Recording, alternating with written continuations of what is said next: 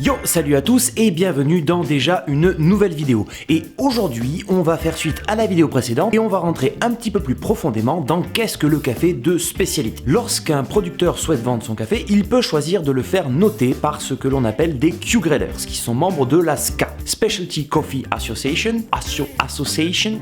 Pourquoi vous avez des mots qui ressemblent au français? La Specialty Coffee Association, qui vont lui donner une note sur 100. Si cette note dépasse les 80 et que le café présente moins de 5 défauts par échantillon de 350 grammes, alors ce café peut être considéré comme de spécialité. Maintenant, pour moi, le café de spécialité, ça va beaucoup plus loin que ça. Il y a autre chose. Et je vous propose de voir ça ensemble.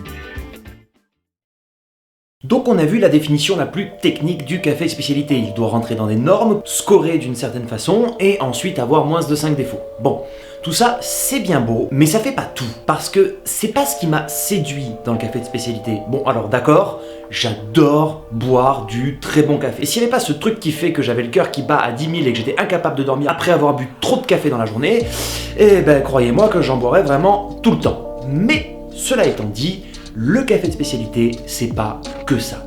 Avoir un très bon produit, c'est cool, c'est chouette, il n'y a rien à dire, c'est bien de profiter d'un super café. Mais ce qui m'a vraiment séduit dans le café de spécialité, c'est toute la philosophie qui vient avec ça. Dans le café de spécialité, la plupart des gens que j'ai rencontrés se battent tous les jours pour mettre en avant plus que le simple goût du café. La plupart des professionnels ou des amateurs que j'ai rencontrés, tous œuvrent à leur niveau pour que chaque membre de la chaîne de production du café, du producteur jusqu'au barista/serveur qui va le poser sur la table du client, tous puissent recevoir la reconnaissance qu'ils doivent. Par exemple, les producteurs de café. Pour la plupart des grandes marques de café, ce qu'on achète, c'est la marque. On achète un café, on achète cette marque-là parce qu'on sait que cette marque nous correspond plus qu'une autre ou qu'elle est moins chère qu'une autre, mais à aucun moment on va vraiment entendre parler des producteurs.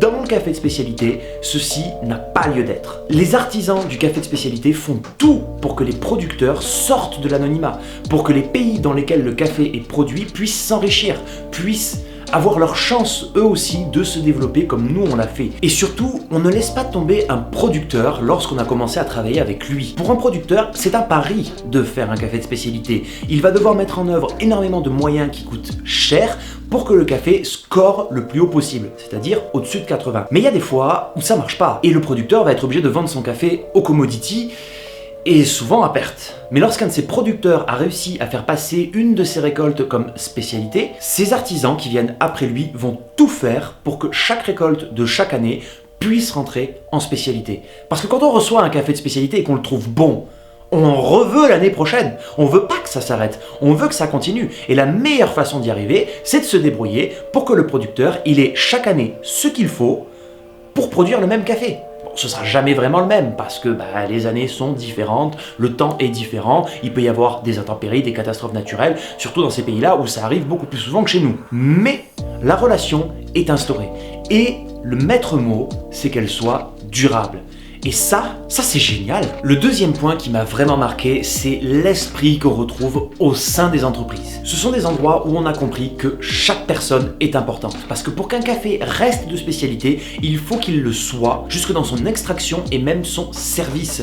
C'est-à-dire que un café, s'il est présenté n'importe comment, s'il est envoyé n'importe comment sur une table de client, je peux pas considérer ça comme un café de spécialité. Ça doit être une expérience. Et pour que cette expérience prenne, il faut que tous les gens qui y participent, ceux qui la proposent comme ceux qui la reçoivent, y croient. Et ça, c'est quelque chose que beaucoup d'employeurs ont compris. C'est pour ça qu'ils n'hésitent pas à mettre bien leurs employés, à se débrouiller pour qu'ils aient une vie qui leur convienne et surtout à les mettre en valeur. Même des coffee shops qui ne vous connaissent pas ne vont pas hésiter non plus à vous mettre en valeur. En 2020, je devais participer au championnat de France de la Brewers Cup.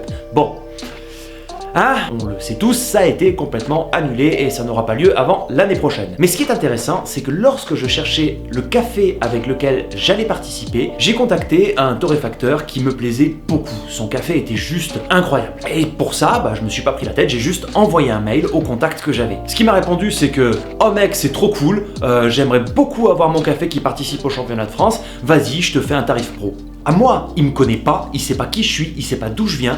Tout ce qu'il sait, c'est que je veux participer à un championnat avec son café. Ah ouais, tu veux faire ça?